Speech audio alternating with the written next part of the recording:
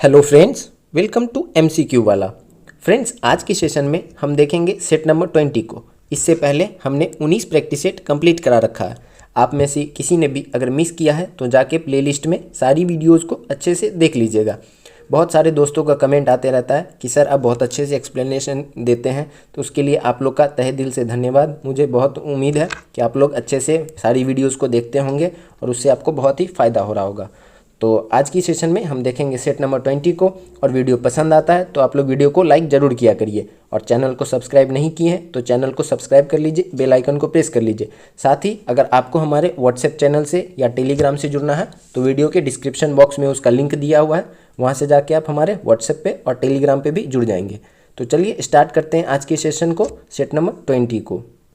Set number 20 question number 1 है, किस योजना में कृषि तथा संबंधित क्षेत्रों में औसत विकास दर सर्वाधिक रही थी? तो हमारे देश में अभी क्या है कि अभी तो नीति आयोग है, लेकिन नीति आयोग से पहले क्या था? योजना आयोग था। 2014 तक योजना आयोग था, लेकिन 1 जनवरी 2015 को नीति आयोग की स्थापना हो गई उसी के स्थान पे, मतलब उसका नाम बदल के अब नीति आयोग कर दिया गया। तो यहाँ पे हमें यही पूछ रहा है कि अभी तक जैसे कि कुल 12 पंचवर्षीय योजना थी, तो उसमें से हमसे ये पूछा जा रहा है कि किस योजना में कृषि और उसके संबंधित क्षेत्रों में औसत विकास दर सर्वाधिक रही थी। तो ये रहा था 8वीं योजना 1992 से 97 तक में। Option C is the right answer, तो इसको ध्यान में रखेंगे। 7वीं योजना जो थी 1985 से 90 थी। आपको हर एक योजना का टाइम पीरियड भी पता होना चाहिए। तो 7वीं योजना 1985 से 90 तक जो थी, इसमें क्या था? तीव्र खाद्यान्न उत्पादन, रोजगार और सामान्य उत्पादकता में बढ़ोतरी पर बल देना था, इसका ये लक्ष्य था। 9वीं योजना जो थी ये 1997 से 2002 में उच्च विकास दर का लक्ष्य रखा तथा 7 मूल्य न्यूनतम सेवाओं पर बल दिया गया था। और वार्षिक योजनाएं जो थी वो 1990 से 92 तक। आपको पता होगा 1991 में देश में इन्फ्लेशन जो था वो बहुत ही बढ़ गया था, तो उसी के समय लिबरलाइजेशन, उसके बाद प्राइवेटाइजेशन, ग्लोबलाइजेशन पॉलिसी यानी कि LPG पॉलिसी भी लागू की गई थी। तो ये भी ध्यान में रखेंगे 1991 में। तो उसी समय वर्ष 1990 से 92 में वार्षिक योजनाएं लागू की गई थी। तो इसका जो अधिक से अधिक उद्देश्य था वो रोजगार उत्पन्न करना तथा सामाजिक परिवर्तन करना था। और उस समय GDP का जो लक्ष्य रखा गया था वो 6.8% रखा गया था कि इतना हमें विकास करना है। तो इन सब बात को आप अच्छे से नोट कर लेंगे। क्वेश्चन नंबर 2, एक छाया कठपुतली थिएटर परंपरा थेलुबुमलता किस राज्य से संबंधित है? तो ये क्या है? थेलुबुमलता, तो ये छाया कठपुतली थिएटर परंपरा है। इसका संबंध जो है ये आंध्र प्रदेश राज्य से है। Option B is the right answer. इसमें क्या होता है? ये कठपुतलियाँ जो है बकरी की खाल से बनी होती है। ये दोनों तरफ से प्राकृतिक रंगों से रंगी जाती है। तो इसको ध्यान में रखेंगे। किसी भी पर्टिकुलर स्टेट का इस तरह से अगर क्वेश्चन इतना डीपली पूछा जा रहा है तो इसका मतलब है कि एग्जाम में इस तरह के क्वेश्चन आते होंगे। तो इसको आप जरूर से जरूर नोट रखेंगे। Option B is the right answer, Andhra Pradesh. 3, Bharat सरकार द्वारा नियुक्त तापस मजूमदार समिति का संबंध निम्नलिखित में से किससे है? तो तापस मजूमदार समिति का संबंध जो है ये है 6 से 14 आयु वर्ग के सभी बच्चों को स्कूली शिक्षा व्यवस्था में शामिल करने से। Option B is the right answer. हमारे संविधान में 86वां संविधान संशोधन 2002 हुआ था, उसके अंतर्गत इसे अनिवार्य रूप से लागू कर दिया गया था। 6 से 14 वर्ष के उम्र के बच्चों को पढ़ाना ये माँ बाप का भी दायित्व होगा। और हमारे संविधान में मौलिक अधिकार जो है 21 का क, उसमें भी शिक्षा संबंधित प्रावधान है कि बच्चों को मौलिक अधिकार के तहत शिक्षा देना अनिवार्य होगा। तो इन सभी को याद रखेंगे। शिक्षा का अधिकार अधिनियम जो है ये 2009 में आया था, लेकिन 1 अप्रैल 2010 से इसको लागू किया गया है। शिक्षा का अधिकार अधिनियम, इसको भी ध्यान में रखेंगे। अधिनियम 2009 का है और लागू किया गया 1 अप्रैल 2010 से। 4, मंगल पांडे किस राज्य से थे? तो मंगल पांडे जो है ये उत्तर प्रदेश राज्य के थे। Option B is the right answer. इनका जन्म जो है ये उत्तर प्रदेश के बलिया में हुआ था और ये बैरकपुर छावनी के 34वें रेजिमेंट के सिपाही थे। तो इसको ध्यान में रखना है। इन्होंने क्या किया था? 1856 में कंपनी ने पुरानी बंदूक के स्थान पे जो बेसफील्ड राइफल ले आया था उसमें गाय और सुअर की चर्बी का इस्तेमाल किया गया था कारतूस के अंदर। तो उस समय क्या किए थे कि अपने जो रेजिमेंट के हेड होते हैं उनको मंगल पांडे गोली मार दिए थे। तो उसके बाद इनको फांसी दी गई थी और उसके बाद से ही 1857 की क्रांति जो है वो प्रारंभ हो जाती है। तो ध्यान में रखेंगे मंगल पांडे का संबंध जो है ये उत्तर प्रदेश राज्य से है। 5, भारत में प्रोजेक्ट टाइगर कब शुरू की गई? तो प्रोजेक्ट टाइगर जो है ये लगातार प्रीवियस ईयर एग्जाम में पूछे हुए क्वेश्चंस है। तो प्रोजेक्ट टाइगर जो है इसकी शुरुआत 1973 में की गई थी। Option B is the right answer, तो इसको ध्यान में रखेंगे। प्रोजेक्ट एलिफेंट ये भी एक इम्पोर्टेंट टॉपिक है। प्रोजेक्ट एलिफेंट इसकी शुरुआत जो है वो 1992 में की गई थी, इसको ध्यान में रखेंगे। और प्रोजेक्ट टाइगर 1973 में। 2 अक्टूबर को गांधी जी के अलावे और किस महापुरुष का जन्मदिन है? तो 2 अक्टूबर को गांधी जी और लाल बहादुर शास्त्री दोनों का जन्म दिवस है। Option C is the right answer, तो इसको ध्यान में रखेंगे। गांधी जी के कुछ महत्वपूर्ण काम हैं, जैसे कि 1904 में इन्होंने फिनिक्स फॉर्म की स्थापना की थी, तो इसको याद रखेंगे। एग्जाम में ऐसे क्वेश्चन आ सकते हैं कि फिनिक्स फॉर्म की स्थापना किसने की थी, तो महात्मा गांधी जी। टॉलस्टॉय फॉर्म इसकी भी स्थापना महात्मा गांधी जी ने ही की थी 1910 में, तो इसको ध्यान में रखेंगे। और 1894 में दक्षिण अफ्रीका में नेटाल इंडियन कांग्रेस की स्थापना ये भी महात्मा गांधी जी ने ही की थी, इसको भी ध्यान में रखेंगे। और इंडियन ओपिनियन नामक समाचार पत्र जो कि 1903 में प्रकाशित किया गया था, ये भी महात्मा गांधी जी का ही समाचार पत्र था। तो इन सब बात को आप जरूर से ज़रूर याद रखेंगे। और लाल बहादुर शास्त्री जो थे ये हमारे देश के प्रधानमंत्री थे। 1966 में इनकी मृत्यु हुई थी ताशकंद समझौते के बाद। वहीं पे ताशकंद में ही हार्ट अटैक से इनकी मृत्यु हो गई थी। तो यहाँ से अगर ये क्वेश्चन आ जाए कि हमारे कौन से ऐसे प्रधानमंत्री हैं जिनकी मृत्यु देश से बाहर हुई है, तो लाल बहादुर शास्त्री जी हैं, तो इनको याद रखेंगे। 1966 में ताशकंद में इनकी मृत्यु हो जाती है। 7 बद्रीनाथ स्थित है, तो बद्रीनाथ जो है ये अलकनंदा नदी के पास स्थित है। Option A is the right answer, इसको ध्यान में रखेंगे। सतलज नदी जो है इसके किनारे स्थित कौन सा शहर है, तो ये लुधियाना। साबरमती नदी के किनारे जो स्थित शहर है वो है अहमदाबाद। और यमुना नदी के किनारे स्थित शहर जो है वो आगरा और दिल्ली है, तो इसको ध्यान में रखेंगे। 8 भारत रत्न दिया जाता है, तो भारत रत्न कब दिया जाता है, तो ये राष्ट्रपति के द्वारा 26 जनवरी को दिया जाता है। Option A is the right answer. और इसकी शुरुआत जो है वर्ष 1954 से हुई है। ये देश का सर्वोच्च नागरिक पुरस्कार है, इसको भी ध्यान में रखेंगे। 9 यूनेस्को में सी का अर्थ होता है, तो यूनेस्को का जो फुल फॉर्म है इसमें सी का अर्थ क्या होता है, तो कल्चरल होता है। Option A is the right answer. इसका अगर पूरा नाम देखें तो United Nations Educational Scientific and Cultural Organization, तो यूनेस्को का ये फुल फॉर्म है, उसमें सी का अर्थ है कल्चरल। और इसकी स्थापना जो है ये 16 नवंबर 1945 को हुई है। और इसमें सदस्य देश जो है वो 193 है, तो इसको भी ध्यान में रखेंगे। 10 नोवाक जोकोविच एक पेशेवर टेनिस खिलाड़ी है, उनका संबंध किस देश से है, तो नोवाक जोकोविच जो है ये सर्बिया के प्लेयर है। Option B is the right answer. और अभी तक सर्वाधिक ग्रैंड स्लैम जीतने का रिकॉर्ड जो है वो नोवाक जोकोविच के नाम पे ही है। इन्होंने कुल 24 ग्रैंड स्लैम खिताब जीता है, तो ध्यान में रखेंगे। टेनिस खिलाड़ी हैं और सर्बिया देश से संबंधित है। 11 भारतीय संविधान में फर्स्ट पास्ट द पोस्ट का प्रावधान किस देश के संविधान से अंगीकृत किया गया है, तो फर्स्ट पास्ट द पोस्ट का जो प्रावधान है ये हमने कहाँ से लिया है, तो ब्रिटेन की संविधान से लिया है। Option C is the right answer. First past the post system में जो उम्मीदवार अधिकतम मत प्राप्त करता है वह चुनाव में विजयी होता है, तो इसको ध्यान में रखेंगे। ये हमने ब्रिटेन से लिया है। 12 कार्टाजेना प्रोटोकॉल संबंधित है, तो कार्टाजेना प्रोटोकॉल जो है इसका संबंध है जैव विविधता से। Option C is the right answer.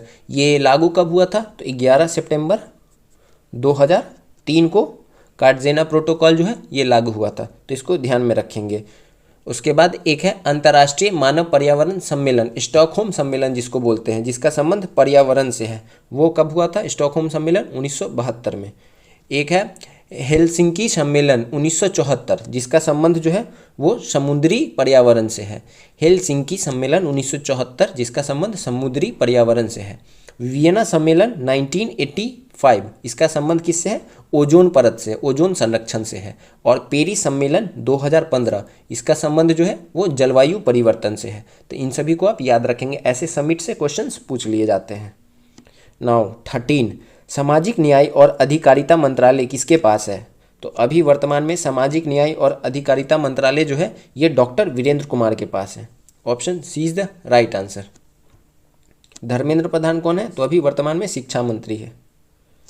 14 निम्नलिखित में कौन भारत में सामुदायिक विकास के मुख्य निर्माता कहलाते हैं, तो सामुदायिक विकास के मुख्य निर्माता जो है ये कहलाते हैं SK डे।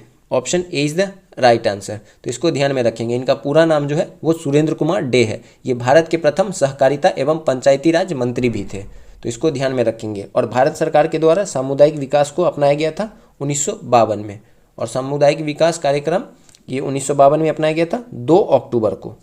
ये भी ध्यान में रखेंगे, 2 अक्टूबर 1952 को अपनाया गया था। 15 बिहार बजट 2023-24 कितना का है? तो बिहार का जो इस बार 2023-24 का बजट है वो 2,61,885.40 करोड़ रुपए का। Option A is the right answer. 16 Bharat के संविधान में पंचायतों तथा नगर पालिकाओं से संबंध 73वें और 74वें संवैधानिक संशोधन जब हुए उस समय भारत के प्रधानमंत्री कौन थे? तो 73वां संविधान संशोधन के तहत क्या हुआ था कि पंचायतों को संवैधानिक दर्जा मिला था, और 74वें के तहत नगर पालिकाओं को संवैधानिक दर्जा मिला था। ये दोनों 1992 में ही हुआ था। और उस समय जो हमारे देश के प्रधानमंत्री थे वे कौन थे? PV Narasimha Rao. Option C is the right answer. तो इसको ध्यान में रखेंगे। पंचायत जो है हमारे भारत में 3 स्तर का है, एक ग्राम पंचायत, उसके बाद प्रखंड स्तर पे पंचायत समिति, उसके बाद जिला स्तर पे जिला परिषद। तो इन सब बात को याद रखना है। 17 निम्नलिखित में से कृष्णा नदी की एक सहायक नदी कौन सी है? तो कृष्णा की सहायक नदी कौन है? तो ये है Ghataprabha. Option B is the right answer. Krishna नदी प्रायद्वीपीय भारत की दूसरी सबसे बड़ी नदी है, इसको भी ध्यान में रखेंगे। और ये महाबलेश्वर के निकट पश्चिमी घाट से निकलकर दक्षिणी पूर्व दिशा में 1401 किलोमीटर लंबाई में बहती है। तो इन सब बात को ध्यान में रखेंगे। और ये जो कृष्णा नदी है ये कहाँ पे गिरती है? बंगाल की खाड़ी में गिरती है, और डेल्टा का निर्माण भी करती है। बंगाल की खाड़ी में गिरने वाली नदियाँ जो है वो डेल्टा का निर्माण करती है, और जो अरब सागर में गिरती है वो एस्चुरी का निर्माण करती है। तो इन दोनों में डिफरेंस है, तो इसको याद रखेंगे कि जो बंगाल की खाड़ी में गिरती है वो डेल्टा का निर्माण करती है, और जो अरब सागर में गिरती है वो एस्चुरी का निर्माण करती है। 18 अंतर्राष्ट्रीय क्रिकेट काउंसिल द्वारा 2024 में T20 क्रिकेट विश्व कप की मेजबानी किन देशों को सौंपा गया है? तो 2024 T20 वर्ल्ड कप की मेजबानी जो है ये अमेरिका और वेस्ट इंडीज़ दोनों देशों को सौंपा गया है। Option C is the right answer. और अंतर्राष्ट्रीय क्रिकेट काउंसिल इसका मुख्यालय कहाँ पे स्थित है? तो दुबई में स्थित है, इसको भी ध्यान में रखेंगे। ICC का मुख्यालय जो है वो दुबई में है, और BCCI का मुख्यालय ये महाराष्ट्र के मुंबई में है, तो इसको ध्यान में रखेंगे। 19 भारत के नए अटॉर्नी जनरल के रूप में किसे नियुक्त किया गया है? तो भारत के नए अटॉर्नी जनरल जो है ये कौन बने हैं अभी? तो R Venkataramani. Option B is the right answer. नए CBC कौन बने हैं? तो प्रवीण कुमार श्रीवास्तव, ये भी ध्यान में रखेंगे। सॉलिसिटर जनरल कौन है? तो तुषार मेहता। भारत के लोकपाल कौन है अभी? तो प्रदीप कुमार मोहंती। राष्ट्रीय हरित अधिकरण यानी कि NGT नेशनल ग्रीन ट्रिब्यूनल, इसके अध्यक्ष कौन है अभी? जस्टिस प्रकाश श्रीवास्तव। और मुख्य सूचना आयुक्त ये कौन है? तो ये है यशवर्धन कुमार सिन्हा। तो इन सभी नाम को आप याद रखेंगे। 20 revolutionaries other story of how India वोन इट्स फ्रीडम। हाउ इंडिया वोन इट्स फ्रीडम, इस पुस्तक के लेखक कौन है? इस पुस्तक को लिखा है संजीव सन्याल ने। Option D is the right answer. 21 Germany के नए चांसलर कौन बने हैं? तो जर्मनी के नए चांसलर जो हैं ये Olaf Scholz. Option C is the right answer. इनसे पहले एंजेला मार्केल थी, लगभग 16 वर्षों से वो चांसलर थी। अभी वर्तमान में ओलाफ सक्लोज बने हैं जर्मनी के नए चांसलर। 22 विश्व में रेल मार्ग का सर्वाधिक विस्तार किस देश में है?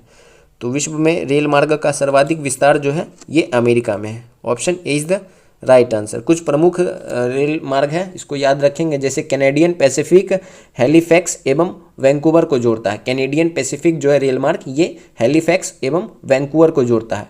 ट्रांस ऑस्ट्रेलियन ये सिडनी एवं पर्थ को जोड़ता है। केप काहिरा ये काहिरा एवं केप टाउन को जोड़ता है। ट्रांस साइबेरियन सेंट पीटर्सबर्ग और व्लादिवोस्टोक को जोड़ता है। यूरोपियन ट्रांस कंटिनेंटल ये पेरिस एवं वारसा को जोड़ता है। तो इसको ध्यान में रखेंगे। ये सब कुछ इंपॉर्टेंट रेल लाइन थे। और अमेरिका का जो ये रेल लाइन है ये लगभग 2,50,000 किलोमीटर में फैला हुआ है, ये भी ध्यान में रखेंगे। और दूसरा सबसे बड़ा रेल मार्ग का विस्तार जो है वो चाइना के अंदर है। 23 लोकनायक जयप्रकाश नारायण को भारत रत्न किस वर्ष दिया गया था? तो जयप्रकाश नारायण को भारत रत्न जो है वो 1999 में दिया गया था। Option B is the right answer.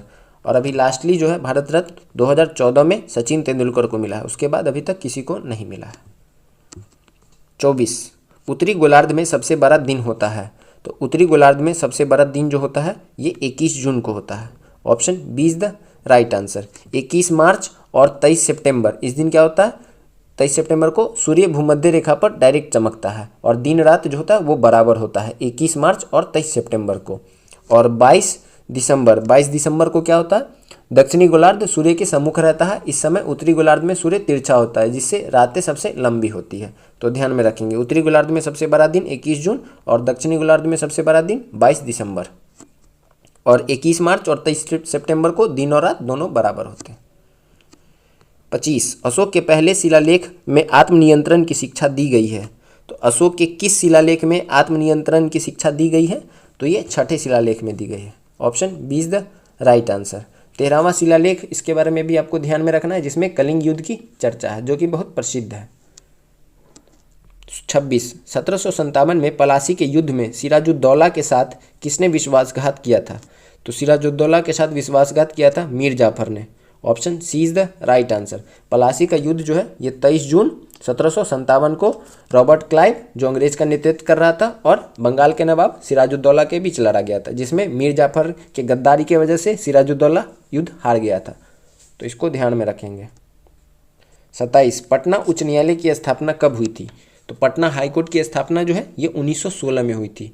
Option A is the right answer. और पटना विश्वविद्यालय, उसकी स्थापना 1917 में हुई थी।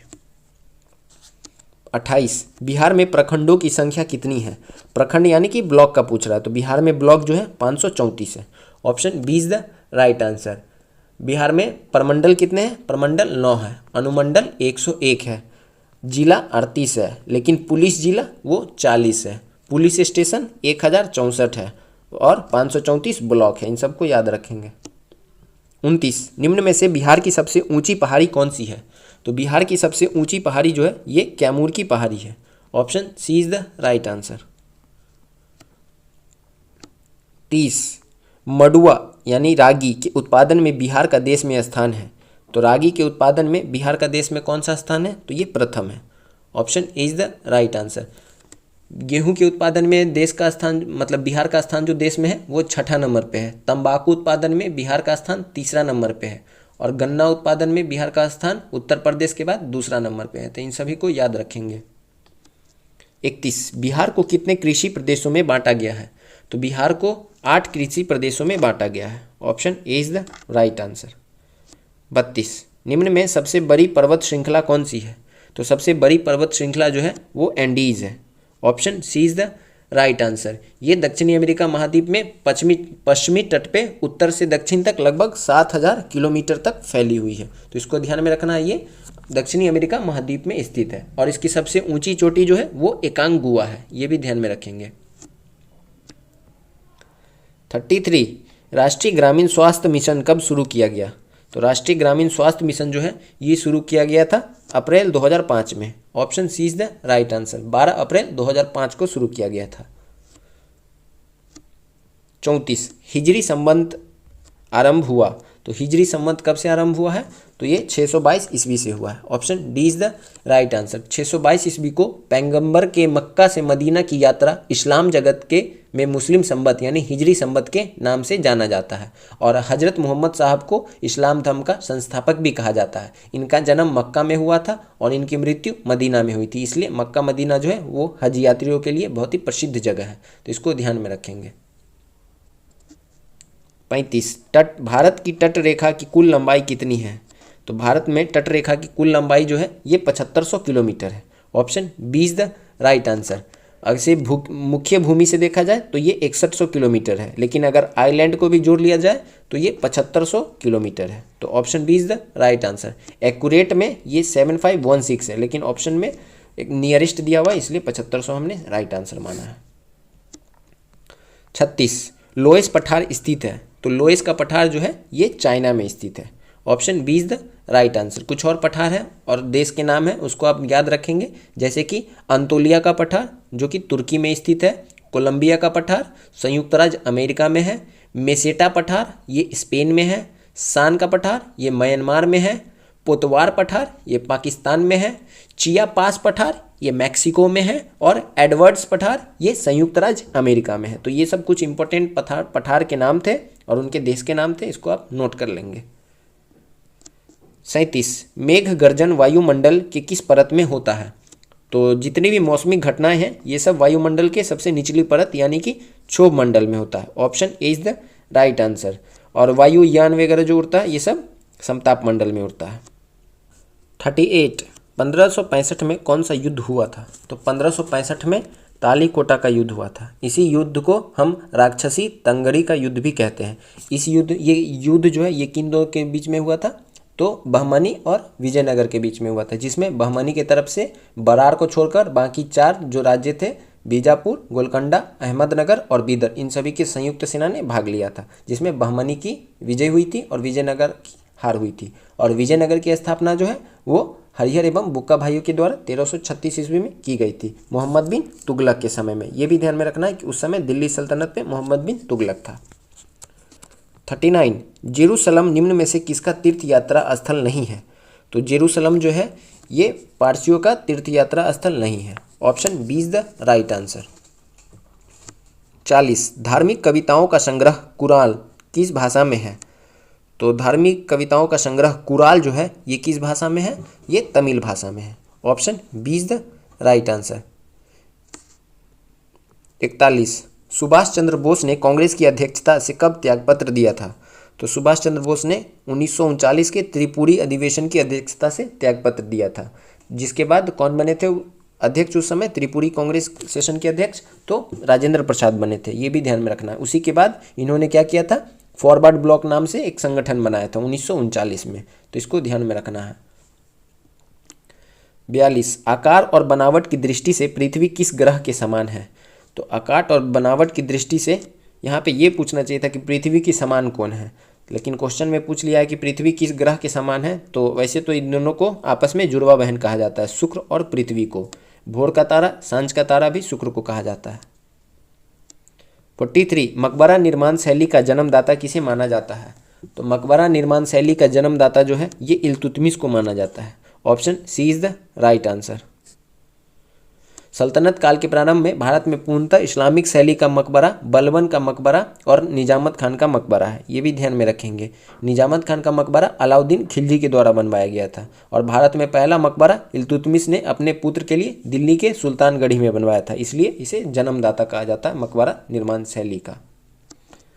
44 तंजानिया का पुराना नाम था? तो तंजानिया का पुराना नाम जो था ये टैंगानिका था। Option A is the right answer. 45 Kashmir का प्रथम मुस्लिम शासक था? तो कश्मीर का प्रथम मुस्लिम शासक जो था ये शाह मीर था। Option A is the right answer. Zain al Abidin इसको क्या कहा जाता है? तो कश्मीर का अकबर कहा जाता है, ये भी ध्यान में रखेंगे। इंपॉर्टेंट फैक्ट है कि कश्मीर का अकबर किसे कहा जाता है? तो जैन अल आबदीन को कहा जाता है और प्रथम मुस्लिम शासक शाह मीर।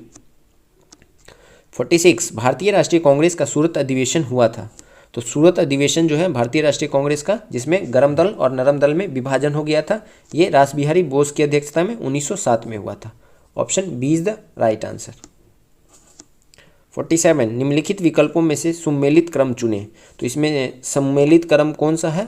तो ये हो जाएगा इनमें से कोई नहीं। सरस्वती सम्मान 2022 ये माधव हाड़ा को नहीं मिला है, ये मिला है शिव शंकरी को। व्यास सम्मान 2022 ये किसको मिला? ज्ञान चतुर्वेदी को मिला है, ये भी गलत मिलान था। और बिहारी सम्मान 2022 ये मिला है डॉक्टर माधव हाड़ा को, तो ये तीनों जो था ये गलत मिलान था, तो इसलिए option D is the right answer. 48 किस प्रौद्योगिकी कंपनी के द्वारा बाढ़ के पूर्वानुमान हेतु फ्लड हब नामक प्लेटफॉर्म लॉन्च किया गया है? तो फ्लड हब नामक प्लेटफॉर्म जो है ये किसके द्वारा लॉन्च किया गया है? तो गूगल के द्वारा किया गया है। Option A is the right answer. बाढ़ के बारे में पूर्वानुमान हेतु सूचना प्रदान करेगा ये फ्लड हब नामक जो पोर्टल है। 49 निम्नलिखित पवनों में से कौन सी सहारा मरुस्थल से संबंधित है? तो सहारा मरुस्थल से संबंधित पवन जो है ये हबूब है। Option A is the right answer. ये गर्म एवं नम हवा वाली पवन है। 50 क्रिकेट में एशिया कप 2023 का खिताब किस देश ने जीता है? यानी कि एशिया कप 2023 का खिताब किस देश के द्वारा जीता गया है? भारत के द्वारा। Option B is the right answer. 51 निम्नलिखित में कौन सुमेलित नहीं है? तो इसमें कौन सा सुमेलित नहीं है, तो सिल्वर। इलेक्ट्रिक बल्ब, सिल्वर का संबंध इलेक्ट्रिक बल्ब से नहीं है। इलेक्ट्रिक बल्ब में जो है ये आर्गन गैस का प्रयोग किया जाता है। यूरेनियम का परमाणु बम में, जिंक का गैल्वेनीकरण में और मैग्नीशियम का आतिशबाजी में, ये तीनों सही सुमेलित था। तो इलेक्ट्रिक बल्ब में आर्गन गैस का प्रयोग किया जाता है, इसको याद रखना है। 52 निश्चेतक के रूप में प्रयुक्त हो सकने वाला पदार्थ है। तो निश्चेतक के रूप में किस पदार्थ का हम प्रयुक्त करते हैं, तो राइट आंसर क्या हो जाएगा इसमें, तो क्लोरोफॉर्म और नाइट्रस ऑक्साइड, इन दोनों का प्रयोग किया जाता है। तो option A is the right answer. 53 निम्नलिखित में से किसके द्वारा श्वसन तंत्र के रोगों का उपचार किया जाता है। तो श्वसन तंत्र के रोगों का उपचार जो है ये किया जाता है फुफ्फुसीय रोग विशेषज्ञ के द्वारा, pulmonologist. Option C is the right answer.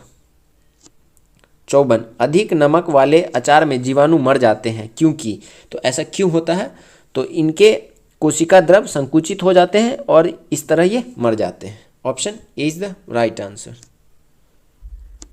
55 86 degree Fahrenheit निम्नलिखित में से किसके बराबर है।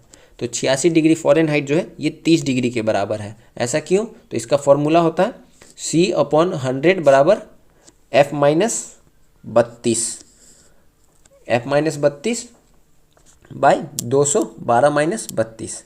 तो यहाँ पे क्या करेंगे हम, C का वैल्यू पुट कर देंगे, F का वैल्यू पुट कर देंगे 86। तो 86 पुट करेंगे, 86 में से 32 गया, ये आएगा 54/212 में से 32 गया 180, और ये C बराबर 100। तो इसको सॉल्व करेंगे तो यहाँ से आपका C का वैल्यू 30 डिग्री सेल्सियस आएगा। Option B is the right answer. 56 सूची 1 को सूची 2 से सुमेलित करना है। तो एसिड का नाम दिया हुआ है और ये किस में पाया जाता है, तो फॉर्मिक अम्ल ये पाया जाता है चींटियों के डंक में। टार्टिक अम्ल ये पाया जाता है इमली में। ग्लूटेमिक अम्ल ये पाया जाता है गेहूं में। और लैक्टिक अम्ल ये पाया जाता है दूध में। तो इस प्रकार ऑप्शन बी जो है ये राइट आंसर है। 57 निम्न में कौन परमाणु रिएक्टर के मंदक के रूप में कार्य नहीं करता है। तो परमाणु रिएक्टर में मंदक के रूप में कार्य कौन नहीं करता है, तो ये है cadmium rod. Option B is the right answer. बाकी बेरिलियम ऑक्साइड, ग्रेफाइट और भारी जल ये सब जो है परमाणु भट्टी में मंदक के रूप में काम किया जाता है इसका, तो इसको ध्यान में रखेंगे। 58 कौन सी रक्त कोशिका अमीबा से समानता रखती है। तो अमीबा से समानता जो है ये WBC का है। Option B is the right answer. और WBC का जो कार्यकाल है वो 2 से 4 दिन का ही होता है, इसको भी ध्यान में रखेंगे। 59 निम्नलिखित में से क्या किसी समतल दर्पण द्वारा किसी बिंब के बनने प्रतिबिंब की एक विशेषता नहीं है। तो राइट आंसर क्या हो जाएगा, ये वास्तविक। समतल दर्पण द्वारा किसी बिंब के बने प्रतिबिंब की एक विशेषता नहीं है, वास्तविक नहीं बनती है। 60 इलेक्ट्रॉनिक उपकरणों में मेमोरी का मात्रक बाइट होता है। 1 GB गीगाबाइट का सही मान है। तो 1 GB में कितना पाया जाता है, तो 1 GB में 1024 MB पाया जाता है। Option B is the right answer. 61 laser का उपयोग किस में नहीं होता है। तो लेज़र का उपयोग जो है ये एटॉमिक रिएक्टर में नहीं होता है। Option D is the right answer. Laser का फुल फॉर्म क्या होता है, light amplification stimulated emission of radiation. इसको ध्यान में रखेंगे। लेज़र में एक वर्णीय प्रकाश का पुंज होता है और एटॉमिक रिएक्टर में इसका उपयोग नहीं किया जाता है। 62 ठहरे हुए पानी में चमकदार कीचड़ युक्त हरे धब्बे बनते हैं। तो ये किस वजह से बनता है, तो ये बनता है शैवाल के कारण। कोई अस्थिर पानी रहता है जैसे, तो इसमें क्या होता है कि शैवाल की वजह से ऊपर में पूरा हरा हरा हो जाता है। 63 एक समुद्री मील किसके बराबर होता है। तो एक समुद्री मील जो है ये 60-80 फीट के बराबर होता है। Option D is the right answer. एक फैदम जो होता है, फैदम जिससे हम समुद्र की गहराई नापते हैं, वो 6 फीट के बराबर होता है। एक फैदम 6 फीट के बराबर होता है, इसको भी ध्यान रखेंगे। 64 हर्ष अक्षांश किसके वायुमंडलीय दाब कटिबंधों में होते हैं। तो हर्ष अक्षांश जो है ये कहाँ पे पाया जाता है, ये पाया जाता है उपोष्ण उच्च दाब के वायुमंडलीय कटिबंधों में। Option C is the right answer. 65 जब हम केंचुओं पर साधारण नमक छिड़कते हैं तो वह मर जाता है, इसका कारण क्या है। तो इसका कारण है परासरणी प्रघात। Option A is the right answer. 66 किसी पदार्थ का मोलर विशिष्ट ऊष्मा क्षमता कितनी होती है। तो किसी पदार्थ का मोलर विशिष्ट ऊष्मा क्षमता जो है ये 1/μ ब्रैकेट Q अपॉन T, यानी change in Q by change in T। ये साइन जो होता है ये चेंज के लिए उपयोग किया जाता है, छोटा ट्राइंगल। ऑप्शन डी जो है राइट आंसर है। 67, मलेरिया रोधी दवा कुनैन एक पौधे से बनाई जाती है, उस पौधे का नाम क्या है? तो कुनैन जो है ये बनाया जाता है सिनकोना के छाल से। Option D is the right answer. 68, शरीर में भोजन एक लंबी ट्यूब से गुजरता है जो किसका भाग है? तो ये जो होता है ये मुख गुहा है। Option C is the right answer. 69, गलगंड वर्धित अबटू ग्रंथि का बढ़ना मुख्यतः किसकी कमी के कारण होता है? तो ये किसकी कमी के कारण बढ़ जाता है? तो आयोडीन की कमी से बढ़ जाता है। 70, युवा व्यक्ति में HIV एड्स होने की आशंका निम्नलिखित लक्षणों में से किस एक के अधिकांशता संबंध होती है? तो ये जो होता है ये तीव्र दीर्घ अस्थायी शिरोवेदना से। Option D is the right answer. AIDS का फुल फॉर्म क्या होता है? Acquired immunodeficiency syndrome. तो इसको ध्यान में रखेंगे, यह एक विषाणु जनित रोग है। 71, जब हम अपनी पसंद का कुछ खाते हैं तो हमारे मुंह में पानी आ जाता है। यह वास्तव में पानी नहीं होता बल्कि तरल होता है, जो कि कहाँ से निकलता है? तो ये निकलता है लार ग्रंथि से स्रावित होता है, ये हमारे लार ग्रंथि से निकलता है। Option C is the right answer. और मानव के लार में लगभग 98% जो है ये पानी ही होता है, और 2% में अन्य यौगिक जैसे कि बलगम, जीवाणुरोधी यौगिक, एंजाइम्स, इलेक्ट्रोलाइट्स, ये सब 2% में पाया जाता है। 72, निम्नलिखित में कौन से एक समूह में सिर्फ जैव निम्नीकरणीय समूह है? तो जैव निम्नकरणीय समूह इसमें से कौन सा है? तो ये है काष्ठ, घास और चर्म। Option B is the right answer. 73, कुत्ते के काटने से रेबीज हो सकता है, निम्नलिखित अन्य जानवरों में से भी कौन सा रेबीज का कारण बन सकता है? तो अगर चमगादड़ भी काट लेता है तब भी रेबीज होता है, और कुत्ते के काटने से भी रेबीज होता है। 74, नाइट्रोजन की सामान्य संयोजकता है। तो नाइट्रोजन की सामान्य संयोजकता जो है वो है 3। नाइट्रोजन का तो क्या बोलते हैं पोजीशन वैल्यू 7 है ना इसका, लेकिन इसमें जो आउटर मोस्ट इलेक्ट्रॉन है वो 3 होता है, तो इसको ध्यान में रखेंगे। 75, हाइड्रा का निम्टोसिस्ट में जहरीला तरल पदार्थ मौजूद है, तो ये कौन सा होता है? तो ये होगा आपको हिप्रोटॉक्सिन। Option B is the right answer. तो ये हमारा सेट नंबर 20 में 75 क्वेश्चन कंप्लीट हुआ। इसके आगे का क्वेश्चन आपको हमारे व्हाट्सएप चैनल और टेलीग्राम पे मिल जाएगा, तो आप वहाँ पे जाके हमसे जुड़ जाइएगा। और आप लोग लगातार वीडियोस को पूरा अच्छे से देखा करिए। हर एक क्वेश्चंस कितने इंपॉर्टेंट है आपने अभी तक गौर किया होगा कि सारे क्वेश्चंस कितने इंपॉर्टेंट है। हर एक सेट का अपना अपना महत्व होता है, तो आप सारे सेट को लगा के जाएंगे। एग्जाम में किसी भी सेट से क्वेश्चन पूछे जा सकते हैं, कम से कम तो 50-60 क्वेश्चन तो आपको जरूर यहाँ से देखने को मिल सकते हैं किसी न किसी सेट से। तो आप हर एक सेट को बहुत अच्छे तरीके से कवर करेंगे, और आप कमेंट बॉक्स में बताएंगे कि आपके कितने क्वेश्चंस सही हो रहे हैं, और जो नहीं सही हो रहा उसको आप नोट डाउन करेंगे। तो अगर अभी तक आप चैनल से नहीं जुड़े तो चैनल को सब्सक्राइब कर लीजिए, बेल आइकन को प्रेस कर लीजिए और चैनल से जुड़ जाइए। तो चलिए कल मिलते हैं नए प्रैक्टिस सेट में, सेट नंबर 21 में बहुत ही जल्द। अब इसमें 24 प्रैक्टिस सेट कंप्लीट हो जाएगा, तो उसके बाद हम नए पब्लिकेशन का प्रैक्टिस सेट चालू करेंगे। तो आज के लिए इतना ही, तो कल हम मिलेंगे नए प्रैक्टिस सेट में। तब तक के लिए थैंक यू, जय हिंद।